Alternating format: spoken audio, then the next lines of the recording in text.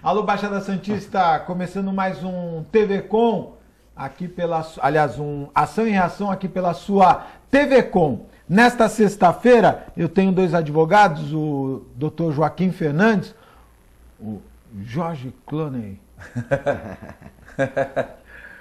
Já me falaram isso outro dia. O cara me disse assim, pô, sabia que o George Clooney anda por Santos? Eu falei, é verdade? Eu já encontrei umas 2, 3 vezes com ele no Gonzaga. Já fui confundido pelo menos umas 3 vezes. Né? George Clooney da Baixada Santista. E também a presença do Dr. Sérgio Pardal, gentilmente vindo ao programa. Já que nós estamos com dois advogados aqui, antes de falarmos sobre os pensionistas e as mudanças que podem acontecer com os trabalhadores, advogado é terrível, né? É verdade. Não sei o que significa esse terrível.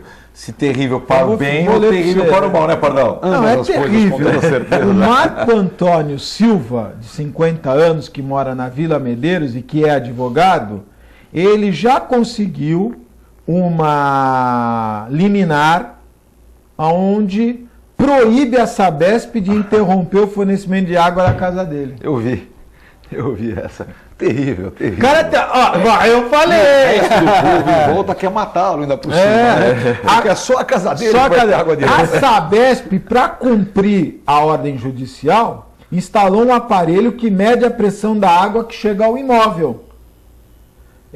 A companhia não explicou como funciona o equipamento, mas o seu Marco Antônio, ele não fica sem água desde maio, olha ele aí, desde maio de 2014. A sentença saiu no dia 29 de dezembro e a liminar se baseou de que a Sabesp não pode interromper os fornecimentos sem um aviso prévio. Agora, o vizinho de cima e a vizinha de baixo,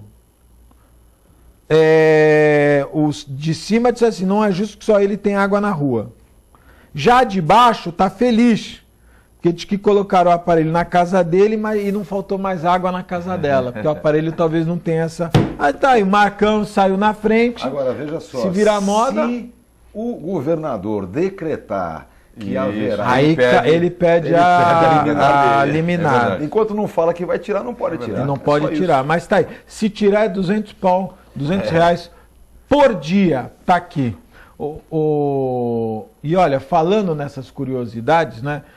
A maior fabricante de máscara... Você pula carnaval, Joaquim? Eu já pulei. Hoje eu sou um cara mais... Eu fico em uma semana de pensamentos. Eu fico Você também fica recluso, Pardal? Mais ou menos, não. Então, olha só, vocês que gostam de pular carnaval e pensar em pular com a máscara do Nestor Cerveró, não vão poder. A fábrica, a Condal, a maior fábrica de máscaras de carnaval, a máscara do Cerveró, o diretor da Petrobras. Era trabalhosa, hein, meu? Porque, é complicada essa máscara. Os advogados dele, que é uma coisa curiosa. Olha a máscara que bonita. Você sabe quem paga os advogados do Cerveró, né? É a Petrobras. Você não sabia disso? Não. Pode se informar. Os diretores que estão defendendo o Cerveró são pagos pela Petrobras. Inclusive, essa situação não é de agora.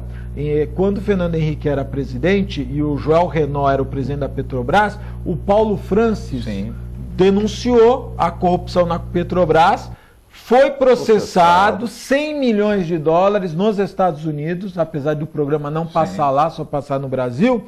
E quem pagou os advogados do Joel Renault e de toda a diretoria foi, na época, a Petrobras. Mas coitada da mulher, já tinha mandado fazer até... E é cara, que como chama, o molde para fazer as máscaras não vai poder utilizar. Pardal, semana passada eu fiz um programa com o pessoal dos aposentados aqui, estava o Antônio Carlos, representantes de outros aposentados também. E o Antônio Carlos quase infartou aqui, deu tapa na mesa, ficou bravo, meteu o pau na Dilma, e disse que os pensionistas nunca foram tão traídos e prejudicados como com as últimas medidas. Você que é um especialista na área, ele tem razão de estar bravo? Olha, infelizmente tem, viu? Toda a razão do mundo. É aquela história. Eu gostaria muito de dizer que o governo tem alguma razão nas MPs, mas são absolutamente indefensáveis. Nós estivemos ontem em São Paulo, lá no Ministério Público do Trabalho, teve um evento lá, Fundacentro, estavam muitos sindicatos, justamente para discutir essa questão das duas MPs. Porque, veja, uma MP mexe nas questões assistenciais, que é o seguro-desemprego, o seguro-defeso dos pescadores e aquele abono salarial. Do seguro-desemprego não vou nem tecer muitas considerações, porque ali é um erro, primeiro é um grande absurdo, né? É a violência contra quem mais precisa. Em segundo lugar, o seguro-desemprego que existe hoje nem é o que diz a Constituição. A Constituição determina um seguro-desemprego muito melhor do que esse. O seguro-desemprego da Constituição está no artigo 201 e deveria ser benefício previdenciário, contributivo, não do FAT, Fundo de Assistência, assistencial. Não era para isso, não. Eu digo, o cara tem 20 anos de trabalho contribuindo para o INSS, fica desempregado. Você acha que 5 meses é suficiente? Claro que não, ele tem que ter pelo menos um bom tempo de seguro-desemprego em razão da sua contribuição. 5 meses e que não recebe, né? Na bagatela. É 0,8 de bagatela. Exatamente. Agora, nessa brincadeira toda, eu até me lembro de uma coisa, agora vem essa história, em vez de 6 meses, 18. Veja, você sabe que na França teve uma briga bem legal. Na França só manda embora com justa causa, que pode ser disciplinar, sem pagamento de indenização, ou pode ser técnica ou econômica com indenização. Que é a previsão da convenção da OIT. Isso, exatamente. E a brincadeira qual é? Como é que eu faço para mandar embora por questão técnica? Eu chamo o ministério, eu chamo o sindicato, eu reúno meus trabalhadores, vejo se alguém quer ir embora, vejo se alguém está... É assim que se faz. Não é? E paga indenização ainda por cima. Bom, aqui no Brasil não é assim, né? Aqui justa causa é só disciplinar, o resto eu mando embora quando eu quiser, na forma que eu quiser. Bom, evidentemente na França tentaram uma saída. Veio lá a tecnocracia e disse assim, no primeiro contrato vamos parar de proibir o despedimento, porque aí essa molecada que está sem emprego vai ser contratada, já que ela pode ser despedida. Amigos, a brincadeira era simples, vamos jogar a rotatividade de mão de obra porque o patrão está querendo. Acontece que lá a juventude foi para a rua, fez um rebuliço e o projeto de lei foi retirado. Bom, então essa MP que trata do assistencial é isso. A outra MP, que para mim pessoalmente é mais gravosa porque mexe mais com o que eu trabalho todo dia, que é a Previdência, trabalha com auxílio-doença e a pensão por morte. No auxílio-doença a loucura é absurda, são só duas pequenas questõezinhas. Primeira questão, colocar um limite de valor. Só para lembrar um pouquinho, o auxílio-doença paga 91% da média e é a média dos maiores salários que representem 80% de todos, de julho de 94 até o início do benefício. Quer dizer, você pega 20 anos de contribuição do cara, não é? 80% de 20 são 16, que eu ainda me lembro, não é? E evidentemente é muito tempo para fazer uma média. Só que agora colocaram uma jogadinha. É o seguinte... Esse valor não poderá ser superior à média dos 12 últimos meses. Como é que é? É isso mesmo, ó. Você vai fazer duas contas. Uma conta da média geral e uma conta dos 12 últimos só. A menor é a que vale. Ah, já viu uma coisa dessa? No direito social, eu nunca vi isso na minha vida. Eu já vi assim, você faz duas contas, a mais favorável é a que fica para o trabalhador. A menor é que vale. É sempre a regra de interpretação em tese para o trabalhador. É claro que na Previdência é um pouquinho diferente, mas de uma forma geral... Hipossuficiente, segurado, claro. Bom, começa aí a violência. Segundo lugar, agora o auxílio-doença é devido para o empregado a partir do 31º dia. Os primeiros 30 dias são do patrão, o patrão paga. Eu fiquei pensando cá com os meus botões, falei, ih rapaz, a patrãozada vai reclamar, não é? Antes pagava 15 dias, agora paga 30.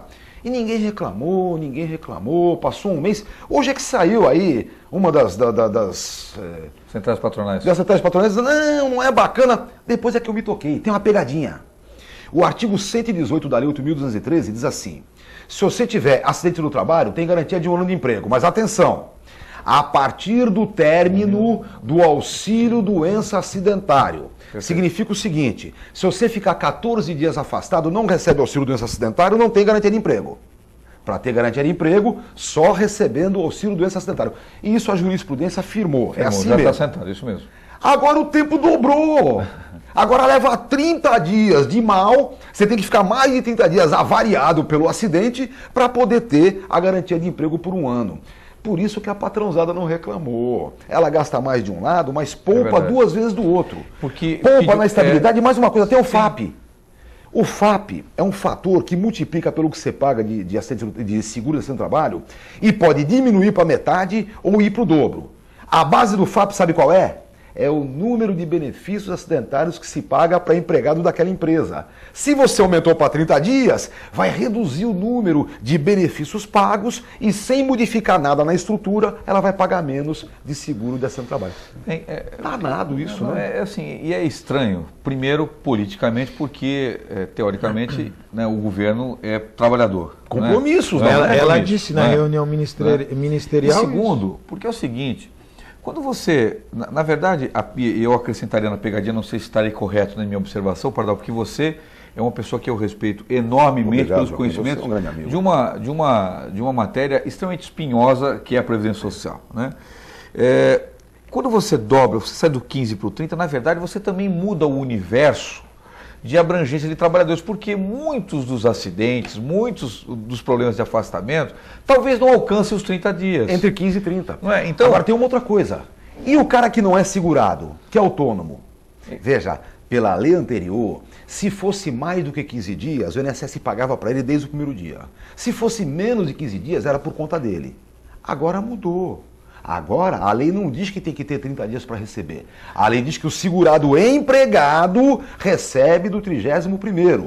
Ou seja, a interpretação exata da lei é que o autônomo, se ficar 2 dias incapacitado, pode requerer o benefício de 2 dias. Não dá para entender. Coisa de louco, Fica incompatível em relação ao trabalhador. Claro, o segurado é que sai perdendo, o empregado é que sai perdendo. Os patrões ficaram mais tranquilos porque também muda esse universo de trabalhadores que serão atingidos ou seriam atingidos pela estabilidade. E a pensão por morte, que é pior ainda, ainda pega o servidor público. Mas a pensão por morte me parece que é mais criminosa. É mais terrível. Não é? Eu vi hoje 3 coisas da pensão por morte. Eu vi um comentário seu sobre a pensão por morte e eu acrescentaria, você obviamente vai falar dela agora, mas esta MP, ela muda o Código Civil quanto à validade e o alcance do casamento. Isso. Até porque você falou, eu fui hoje pela manhã, logo depois que eu vi um programa que você participou, você me chamou a atenção e aí eu fui pensar. Né? Casamentos de primeira e de segunda classe. Você falou exatamente isso.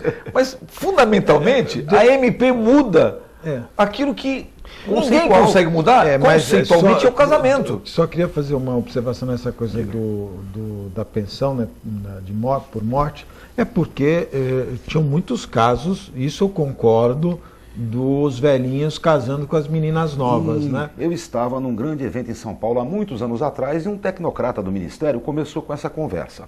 O problema, e claro, era contra nós que ele queria dizer, tem advogado levando jovenzinhas aos hospitais para casar com doentes terminais e herdar a pensão. Quando ele começou a falar isso, eu levantei e berrei. Falei, me dê a lista já desses pilantras. Vamos colocá-los todos na cadeia, caçar o AB deles. Ele falou, como? A lista dos advogados. Ele falou, não, eu não tenho. Eu falei, peraí. Você está dizendo sem fundamento. Não, eu ouvi dizer, meu amigo, eu já ouvi dizer tanta coisa no meu mundo, pelo amor de Deus, eu ouvi dizer não resolve. Existia até um ano atrás? Não, imagina.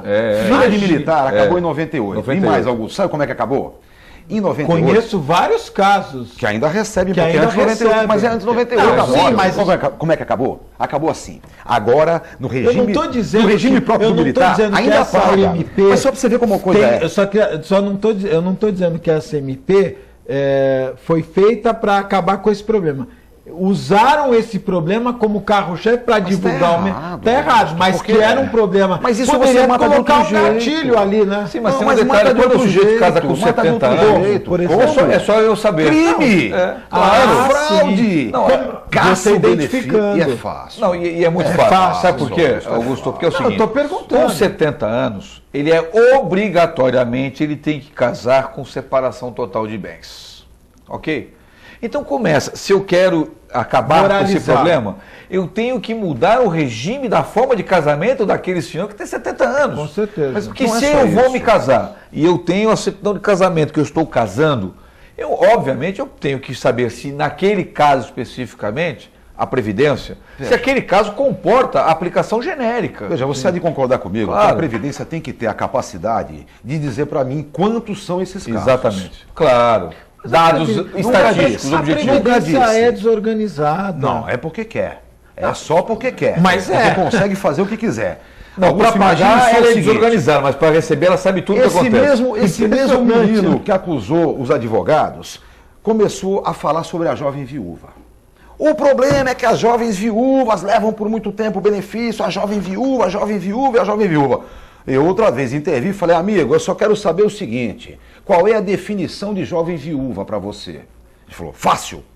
Jovem viúva é aquela que tem mais de 10 anos de diferença do falecido. Eu falei, meu filho, lá na minha terrinha, lá em Santos, anteontem morreu Joãozinho, 94 anos de idade, deixando sua jovem viúva Mariazia de 83. Tá ferrado. Pô, não é assim. Não, lógico. A brincadeira não é definição de quem é jovem, quem é velho, como viúva. E mais outra coisa, o cara tem 40 anos de idade, casado com a mocinha de 28, tá bem? 12 anos de diferença. O cara morre aos 40... Amigos, eu sinto muito, mas a sociedade que se vire para pagar, porque não morreu de morte morrida.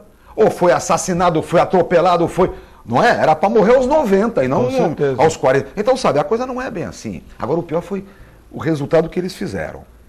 Primeira coisa importante, eles mudaram o cálculo da pensão. Aí o bicho começa a pegar. Diminuiu, isso é um absurdo. E isso o bicho vai pegar. Por quê? Em 91... o pagamento era 50% mais 10% para cada dependente. Então, viúva sozinha, 60% para ela. Tudo bem? Em 91, depois da Constituição Cidadã, o legislador falou assim, olha, pessoal, está errado esse cálculo. Por quê? Porque a família brasileira hoje não é mais pai, mãe, 3 filhos. É pai, mãe, 1 ou 2 filhos. Então, a divisão orçamentária da família é diferente. A mulher está trabalhando, o homem passa a ter direito à pensão. Então, 60% é um patamar irrisório. Mudou-se. Mudou-se para 80% mais 10% para cada dependente. Até foi um erro. Eles queriam 70% mais 10%. Mas achavam que a viúva já contava, então botaram 80% mais 10%. Normalmente isso vira 90%. Bom, aumentou, tá feito. Em 95 foi para 100%. Mas sabe por que foi? Foi para 100% só para equiparar a pensão por acidente do trabalho. Eles queriam acabar com o benefício acidentário. Então equipararam o comum ao acidentário para resolver o problema deles. Só não se tocaram o tamanho do rombo. Então, tudo bem, 100% da aposentadoria enquanto pensão, eu não acho que é o mais acertado. Mas espera um pouquinho. Por que isso aconteceu? Isso aconteceu em razão da equiparação ao acidente do trabalho. Então, tudo bem, vamos voltar para trás? Vamos, legal. Eu toparia, por exemplo, claro, através de um projeto de lei, não medida provisória. Que eu ia comentar isso também. Governar a medida provisória é um crime porque você não consegue discutir, você não ouve a sociedade que é através dos deputados, enfim. Está errado, hein? Está errado. Em primeiro lugar. Uma alteração tão significativa. Não é uma matéria relevância tem. Não é. Mas urgência não. Veja, a própria MP manda aplicar essa MP em 3 momentos diferentes. Uma coisa começa agora, outra daqui a 15 dias, outra depois de 2 meses. Então, sabe, Mas é que eles estão desesperados, não é? Na verdade, há um desespeiro do governo em conseguir... Mas isso é papel fantasia, Augusto. Mas, essa MP é papel fantasia. Ó, vai poupar 18 bi. 18 bi, legal. O Levi falou Você sabe o que perderam na desoneração? 200 bi. Opa, peraí. Se eu quero 18 bi e estou perdendo 200, é desses 200 que eu tenho que tirar, não do mais pobre. Com certeza. Agora, mas dos empresários eles não tiraram nada. Não, só os 30 dias de auxílio do mês sem compensação. Mas não dá nem. Não a questão da Centro Trabalho livra a cara deles. Não tiraram nada. Foi só o trabalhador que perdeu. Agora, só uma coisinha, na pensão, a encrenca é grande, porque não é só essa diminuição para 50%, esse retrocesso para 91%. Sabe, é a lei de 91, é a lei da ditadura que falava 50% mais 10% para cada dependente. Então, não é só esse o problema, é pior. Eles inventaram, em primeiro lugar, período de carência. Não tinha. Por que não tinha carência? Porque morte não tem data marcada. Não tendo data marcada, não tem carência. Ó, foi empregado anteontem, ficou tão contente, teve um infarto, morreu. Gerava pensão. Agora eles não querem mais, então inventaram a tal do casamento de primeira, o casamento de segunda classe, e depois que completa 24 meses, aí sim se torna um casamento de primeira classe com direito à pensão. Já começa aí a encrenca. Colocaram também um período de carência, né? Então você tem duas carência de contribuição e carência de casamento, né? Um período mínimo de casamento ou união estável. Como é que prova união estável? Boa. É complicadinho. Então, união estável provar 2 anos. O pior de tudo isso, Joaquim, é o cara que preparou essas maldades, né? Não, mas o que me surpreende é o seguinte, por exemplo... escutei falar quem foi, mas nem tenho certeza. Por exemplo, a questão da união estável, falar em 2 anos, era ilegal. Porque já a lei anterior, que era de 1998, que criou esta figura... E equiparou o casamento? E criou inicialmente o tempo de 2 anos, ela caiu. Porque não podia se diferenciar. Porque não podia. Claro. Então eu não posso agora, uma lei previdenciária, criar uma figura que fere o direito civil. Com 2 classes. Com 2 classes. Casamento ou união estável de primeira classe ou de segunda classe. Você foi muito feliz em definir como... Casamento em primeira... Eu adorei. E nem casamento de primeira classe e casamento de segunda classe. Foi o Sandro, o procurador do trabalho, que definiu isso ontem. Eu aqui trouxe para cá. Agora, tem a última brincadeira da pensão por morte, a última maldade, que é a tabelinha que define o tempo que pode receber a pensão. Isso é para viúvos e viúvas, né? Viúvos e viúvas têm que obedecer uma tabelinha de expectativa de sobrevida, que muda todo ano para ter direito. Então, por exemplo, para que a sua pensão por morte seja vitalícia, você tem que ter menos do que 35 anos de expectativa de sobrevida. Traduzindo, pela tabelinha atual do IBGE, tem que ter 44 anos de idade. Então, de 44 para cima, ganha a vitalícia. De 44 para baixo, tem uma tabelinha. 3, 6, 9, 12 ou 15 anos. Cada uma delas num esquema de expectativa de sobrevida. Então, por exemplo, quem tiver mais que 55 anos de expectativa de sobrevida, ou seja, hoje tem 21, recebe a pensão por 3 anos somente. Então, 3, 6, 9, 12, 15 ou vitalício. Eu pego um casinho bem bacana. Mariazinha casou-se aos 14 anos de idade. Casou-se com o João, machista, pacas, não deixou ela trabalhar, não deixou estudar. Então, semi-analfabeta ainda, não é? 14 anos, coisa e tal, mas casou-se, teve seus filhinhos, bacana. Com quase 30 anos de trabalho e com quase 44 de idade, enviuvou. O seu marido já era aposentado na Especial, no petroquímico, ganhava bem, ganhava R$4.000 do INSS. Ela já sai com a sua pensão de 2.400, né? Porque os filhos já fizeram 21 anos, já estão grandes. Então, ela perde de 4.000, que sobrevivia junto com o seu marido, para 2.400. Ah, tem uma boca a menos para comer. Que mentira, não é? O aluguel é o mesmo, a despesa é normalmente a mesma. Uma coisinha a menos que tenha. Não seria 40% de perda. Mas o pior é que ela só recebe até os 59. Quando ela estiver completando os 59, acabaram os 15 anos, ela não recebe mais. Aí um tecnocrata deu a resposta. Ah, veja, ela fica 15 anos recebendo, basta ela contribuir para o INSS pelos 15 anos, que ela se aposenta por idade quando completar 60. Oba! Quer dizer que de fome ela só fica 1 ano, né? De 59 aos 60. Depois ela ganha um salário mínimo. Isso! É cômico! É uma matemática. É cômico! É uma coisa de louco, né? Mas você acha que eles fazem alguma coisa que... Isso é que... Olha, eu digo a você, eu estou tão estarrecido, não só com isso, eu vi a entrevista coletiva do Levi, no anúncio, não é, com o Rashid da... Eu nunca vi um ministro tão despreparado. Despreparado, porque eu imaginei, falam tanto, né? O Armínio Fraga falou que ele é uma ilha no meio da mediocridade, diz que ele é um...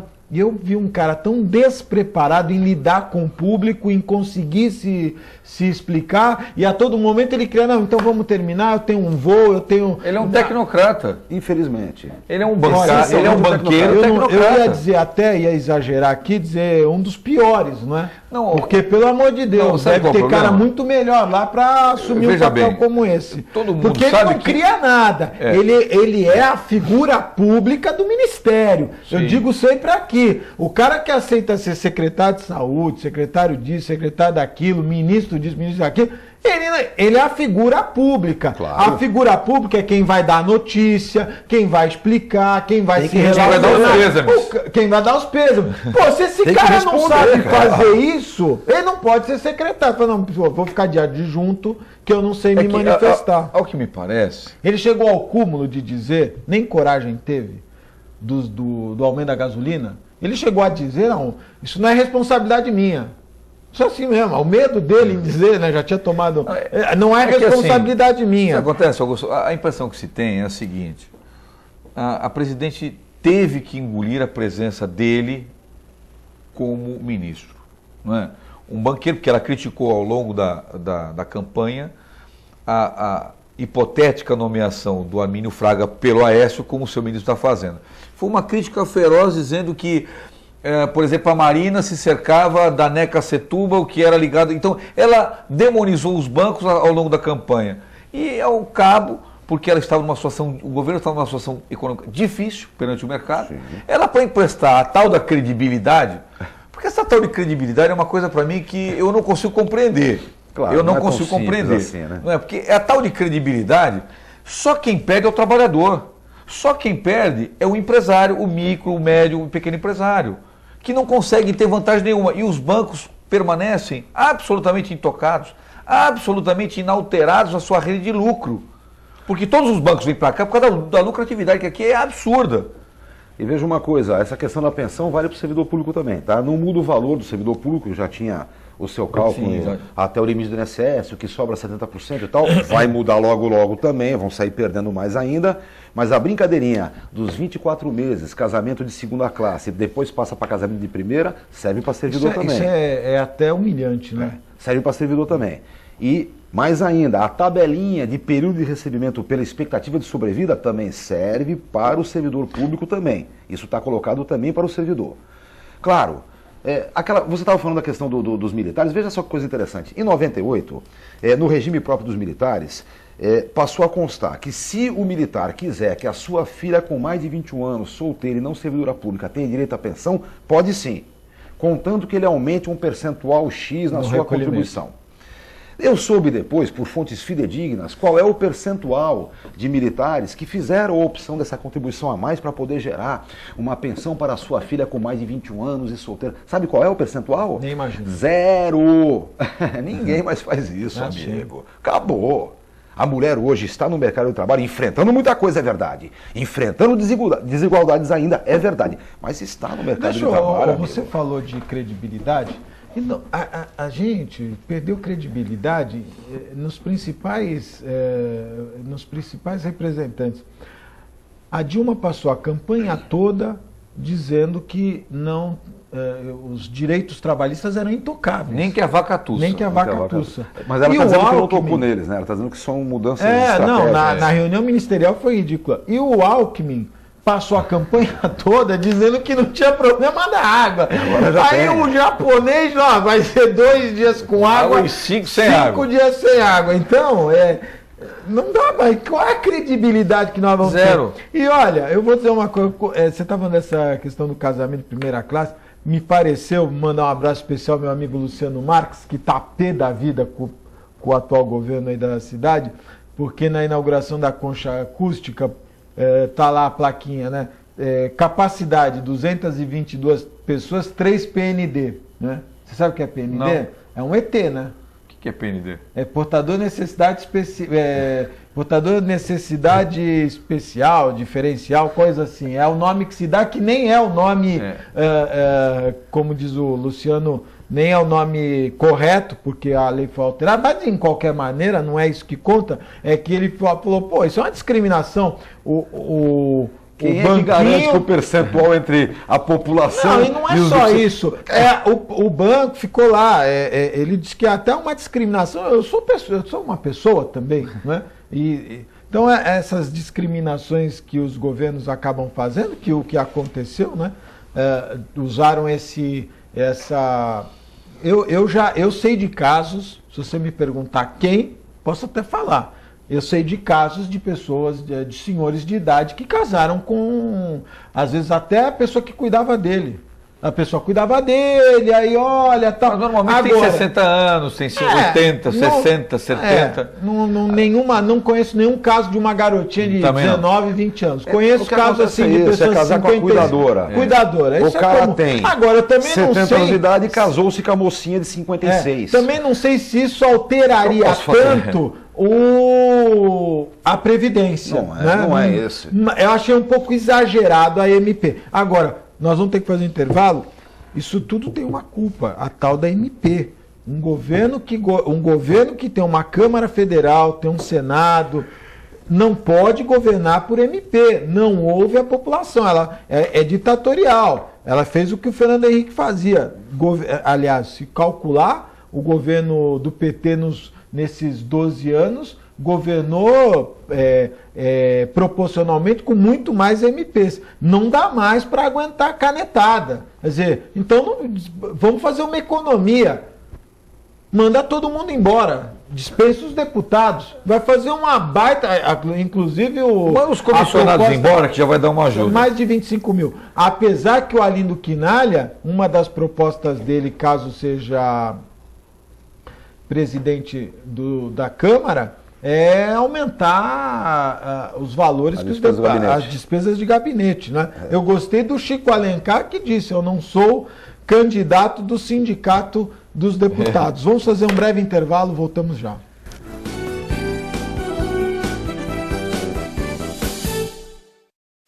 Com o objetivo de atender cada vez melhor, o Plano de Saúde Santa Casa oferece a você e a sua família uma ampla rede de atendimento em Santos, São Vicente, Praia Grande, Cubatão e Guarujá. Além de contar com a melhor equipe médica e multiprofissional do litoral paulista. Plano de Saúde Santa Casa de Santos. O melhor atendimento em plano de saúde. 3226-6200.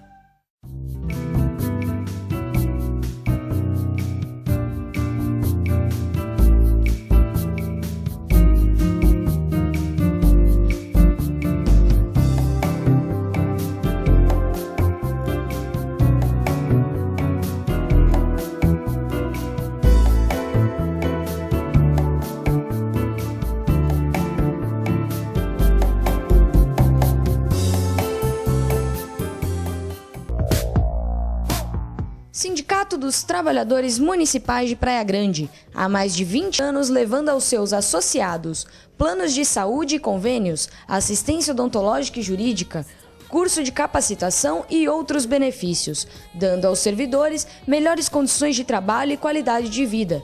Para mais informações, acesse o site www.sindicatopraiagrande.org.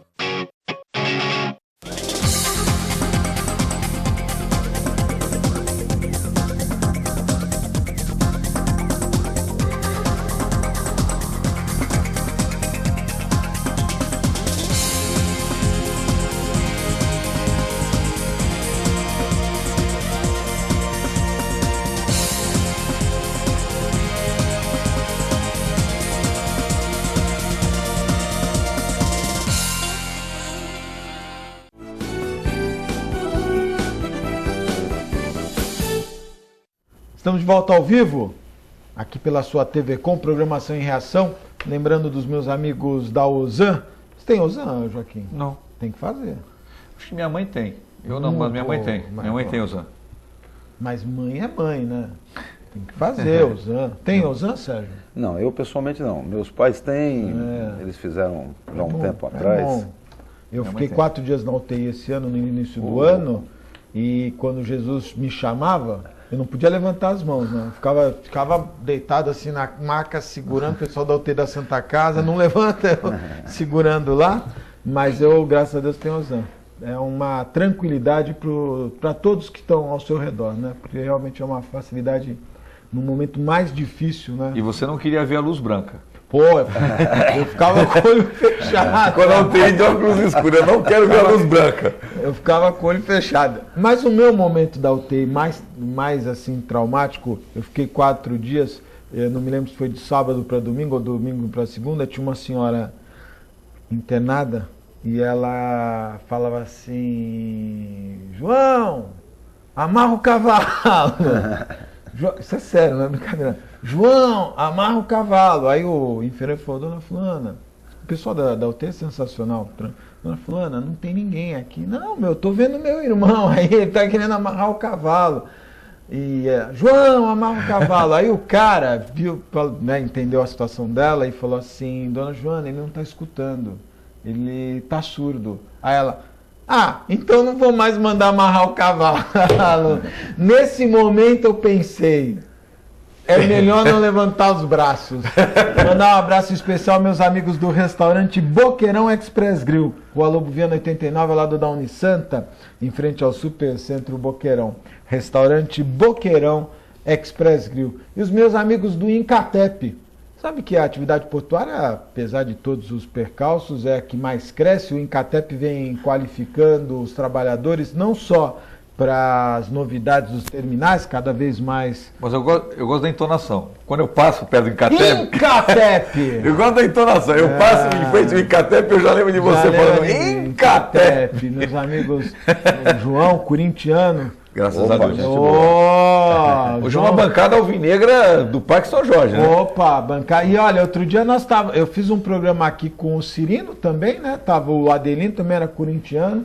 Aqui eu dou preferência aos corintianos, não tem... Agora, mandar esse abraço especial, meu amigo João, do Incatep, o primeiro e verdadeiro centro de excelência portuária. A Petrobras, depois da... Olha, eu até tenho evitado comentar e falar, porque a gente fica até sem graça, né? Foi, no mínimo... decepcionante, para não ser mais agressivo, a explanação da Graça Foster e o diretor financeiro dela lá, né? Quer dizer, a situação realmente é crítica.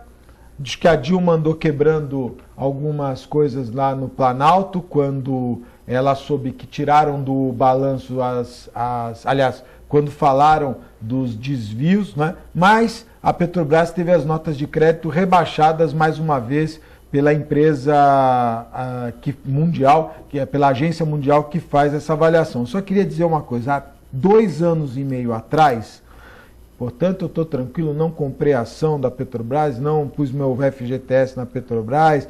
Há 2 anos e meio atrás eu alertei aqui aos telespectadores e disse, a Petrobras não está, há 2 anos e meio atrás, a Petrobras não consegue captar dinheiro no exterior.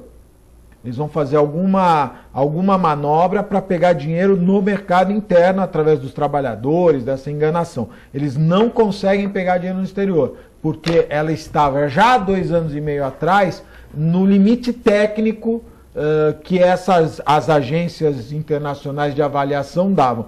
Então, esse problema da Petrobras é porque estourou. Porque, na verdade, ela já está nessa situação há pelo menos 4 anos, desde que resolveu investir no tão sonhado pré-sal, e que nós aqui alertamos Augusto, que era um engodo. O Ricardo Semler escreveu na Folha de São Paulo que a questão envolvendo a Petrobras, de superfaturamento de contratos, ele sabia, já se sabe, desde que o mundo é mundo.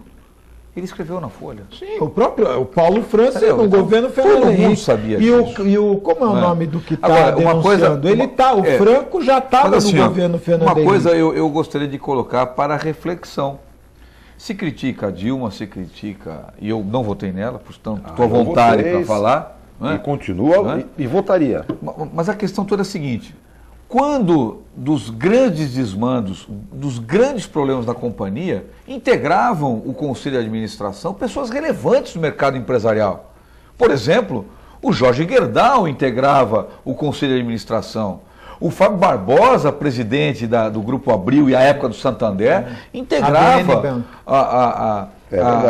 o mas conselho. Eles não liam. Não, desculpe. A Dilma era presidente do conselho e não leu. É que assim... O Gabrielli, no seu depoimento, disse, a responsabilidade é do Conselho de Administração, eu sou diretoria executiva. O conselho recebeu lá o relatório, se eles aprovaram, o Gabrielli, a defesa do Gabrielli hoje, o que eu quero dizer... responsabilizou diretamente a presidente Dilma. E aqui nós não estamos criticando o governo, não. Se fosse o Fernando Henrique, se fosse o Lula ou se fosse a Dilma, a questão não é o governo. A questão é que a companhia, a Petrobras, tem um corpo técnico de primeira linha.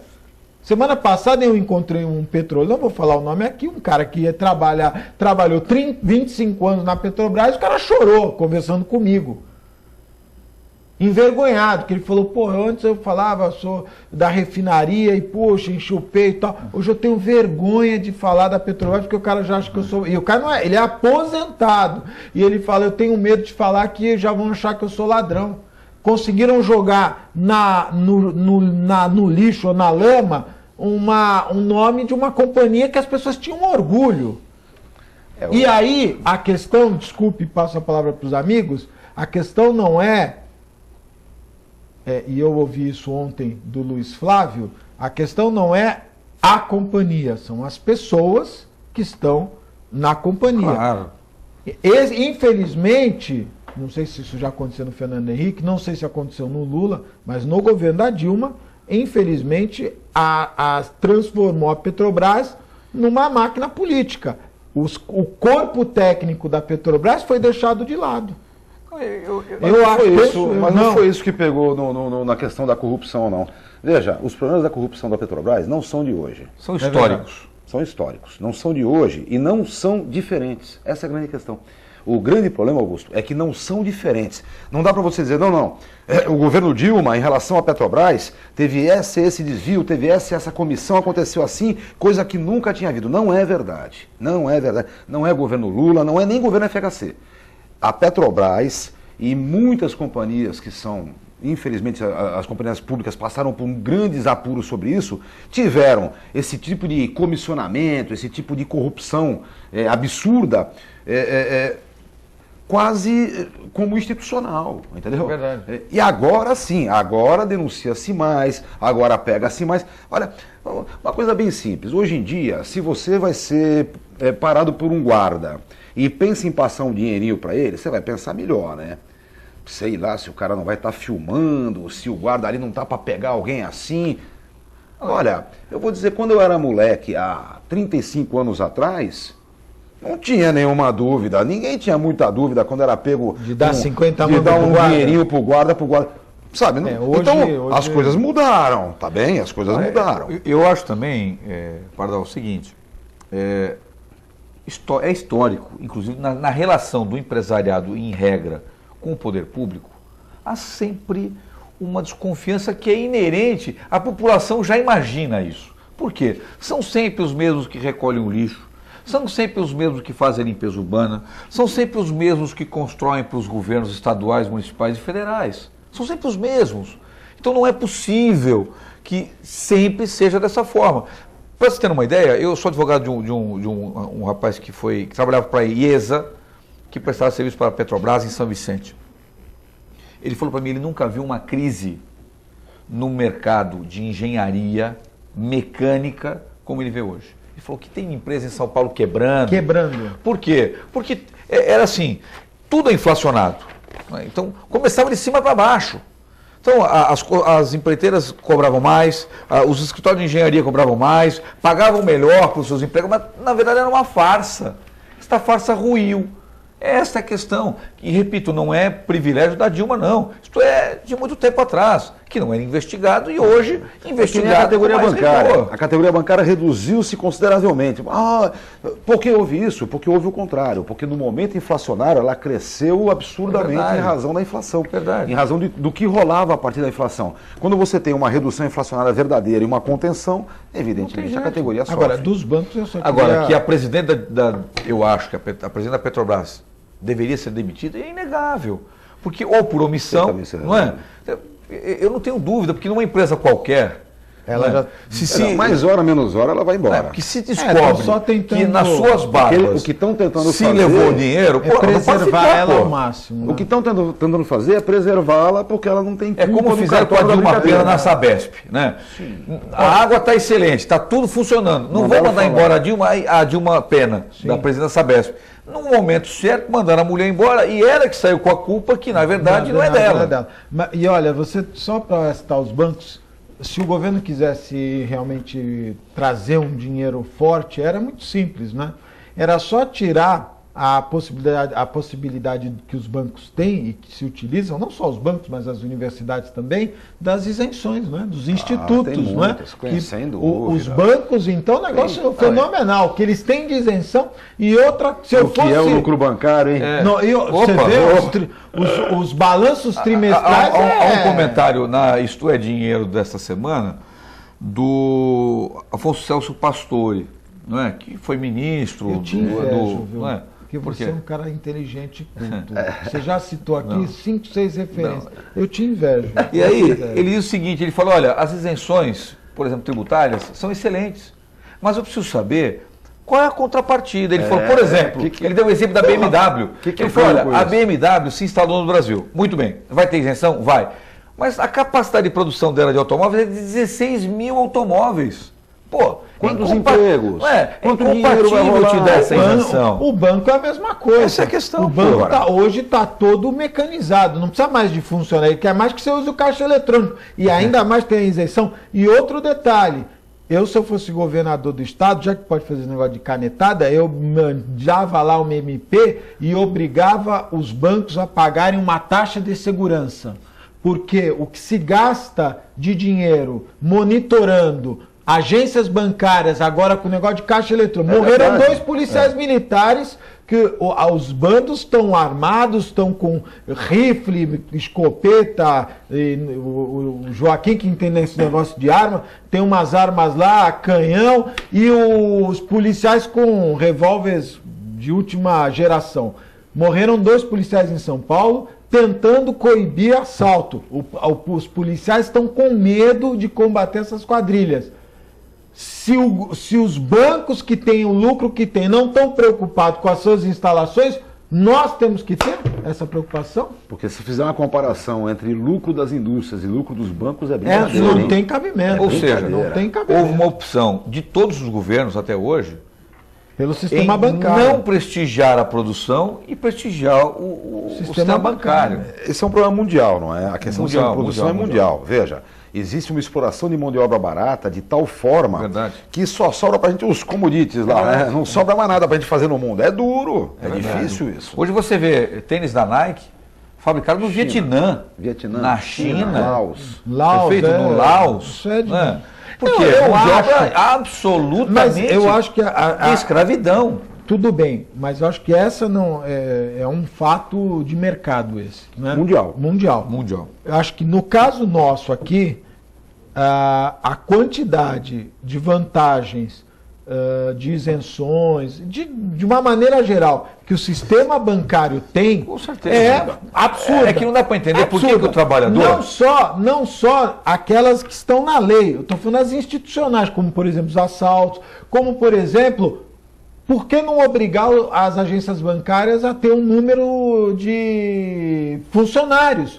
Porque é comum você entrar... Eu não tenho... O Joaquim não, que o Joaquim tem naquele personalité. Eu não tenho. O meu Vamos falar ali tem. O meu é Itaúzão. Você vai lá, às vezes tem 50 pessoas e 2 caixas. Eu fico pensando, antigamente você entrava há 20 anos atrás, você entrava numa agência, tinha 15 caixas, né? Claro. E hoje não, o cara quer que você... O Bradesco... Eles querem lucrar na tecnização de forma absurda. O Bradesco estava proibindo, ele estava te perguntando, você vai fazer o que na agência? Não, eu vou depositar na condição de caixa eletrônica. Não, mas eu gostaria de depositar na boca do... Não, caixa eletrônico. Não deixava você entrar na agência. É verdade. É verdade. Coisa absurda, isso é. E um lucro fabuloso. É verdade. Um lucro fabuloso. O que eu não consigo compreender é por que eu tenho que aumentar a taxa o IOF das operações, eu tenho que aumentar Se na verdade eu estou levando as pessoas que foram induzidas a consumir até hoje a não mais fazê-lo. E a economia, por exemplo, a maior economia do mundo, a economia americana, ela funciona à base do consumo. Sim. Você produz o máximo possível para que as pessoas consumam. Não é verdade? Claro. Então aqui, eu não consigo mais ter dinheiro no cheque especial, mas eu também não aumento o salário do trabalhador, eu aumento a luz, eu aumento a água, mas o salário eu não posso aumentar, porque o salário vai aumentar isso, aquilo, outro. Quer dizer, é uma lógica que eu não consigo entender. Esse começo do governo parece excessivamente neoliberal. É verdade. Esse é o problema. É verdade. Então, é claro que está pegando. É verdade. Está pegando porque... nessa postura neoliberal, ele faz um papel fantasia, porque essas MPs é papel fantasia. É um papel que vai ser apresentado aos setores econômicos para dizer, olha, eu estou poupando, eu estou reduzindo os gastos desse governo assim, assim, assim. Medidas enérgicas, sabe? Medidas enérgicas contra o pobre coitado, o que é isso? Pardal, quando eu vi, por exemplo, a questão do seguro-desemprego, eu fui pesquisar, já na semana passada, sobre isso, sobre como é o seguro-desemprego no mundo? Em vários lugares. Pô, muitos europeus vivem do seguro-desemprego. Muitos. Aqui, meu irmão mora em Berlim. Sabe? Meu irmão mais velho mora em Berlim. Meu irmão é engenheiro, músico, trabalhou 10, 11 anos numa indústria e ficou desempregado. Um bom tempo. Recebendo seguro-desemprego, evidente. Não é fortuna alguma, não é um seguro-desemprego que efetivamente te dê vontade de não trabalhar e ficar com ele. Não é assim. Mas o principal não é isso. O principal é que o seguro-desemprego é articulado por um instrumento próprio do Estado que te dá emprego. Entendeu? Ou seja, meu mano estava lá na casa dele, volta e meia recebia um telefone e dizia: Pardal, vem aqui fazer um trabalho assim, assim, assim. Ele ia, trabalhava, fez curso. Hoje, por exemplo, ele já está outra vez empregado, mas está empregado numa empresa que faz na informática, que mede a presença das empresas na informática, né? Tá. Então, é um trabalho, ele teve que estudar bastante para ter esse trabalho. Agora, coisa simples, meu irmão vinha me visitar, passar um mês na minha casa. Ele tinha